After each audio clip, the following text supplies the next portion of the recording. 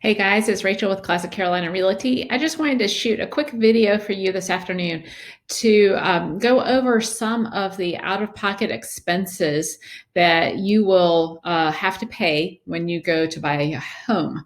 So it's really critical, especially now, that before you buy your first home, you have saved up a nice chunk of cash. So you should be saving money, saving money, saving money, saving money, because these are the things that you're going to spend it on.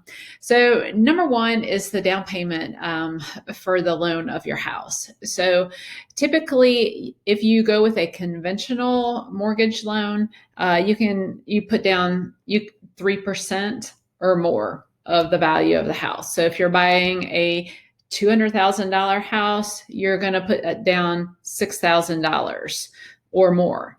So the more you put down, the better, especially if you can put down 20% of the home value, then you eliminate the need for mortgage insurance.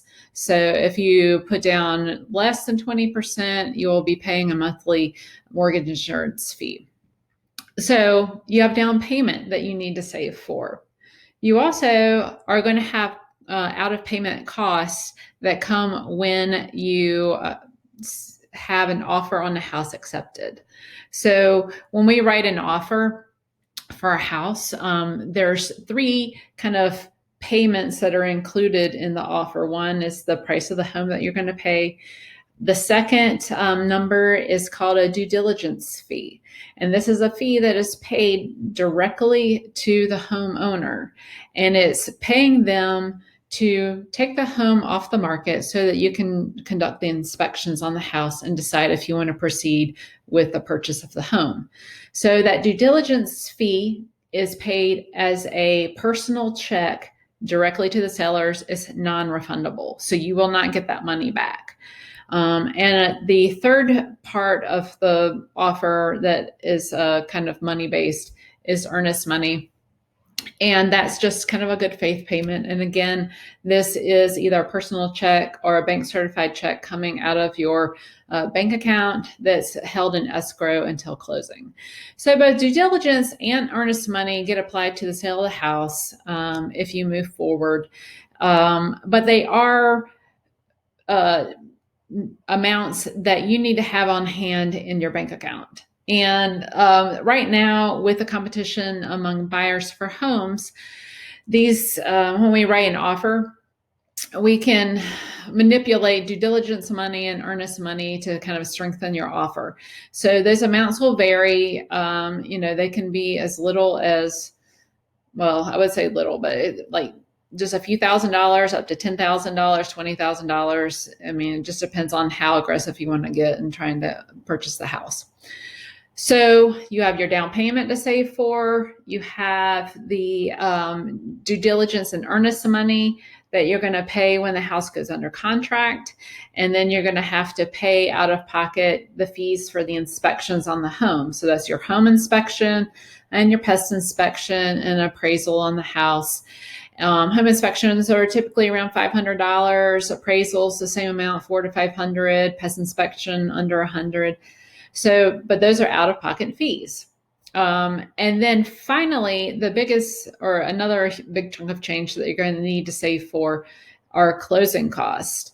So these are fees that you pay at closing, and they are associated with taking out a mortgage and borrowing money from the bank. So they are going to be fees like for the loan origination fee.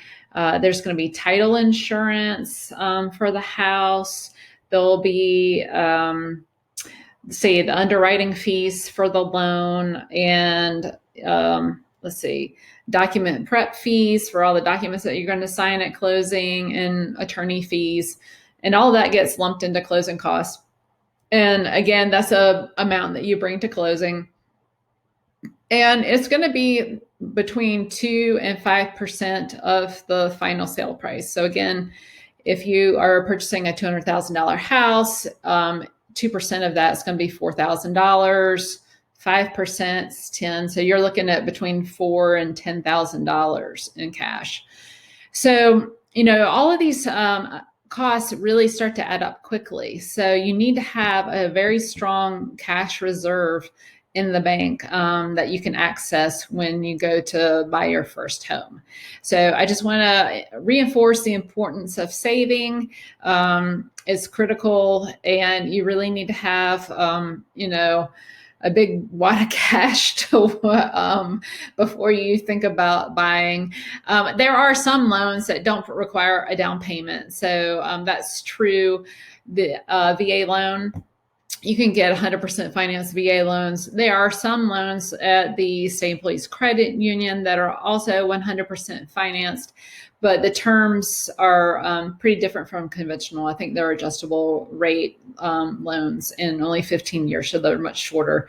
So you'll have to look into that, but there are some options out there for you so that don't require a down payment. So do your research, call me, ask me to find out some information for you if you're interested. And again, just, save up your dollars. So that's all I can say. It takes a lot these days. But anyway, I just want you to be informed. Knowledge is power. Go out there, have a fantastic weekend, and I hope you guys are doing well. And I look forward to talking to you again.